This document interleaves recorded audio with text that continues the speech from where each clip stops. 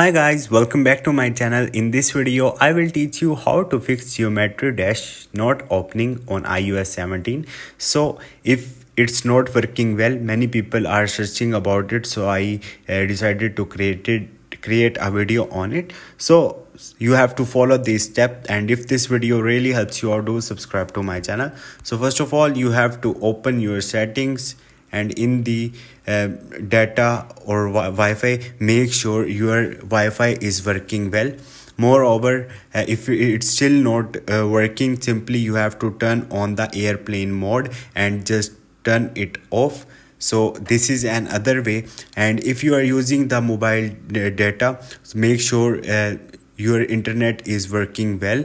And the last option is that simply you have to turn off your iPhone device and turn it on again. So these are few ways to fix the geometry dash if it's not working well. So hope this video will helpful for you. If you have any question or any confusion, just drop a comment. I will try to help you. Thank you.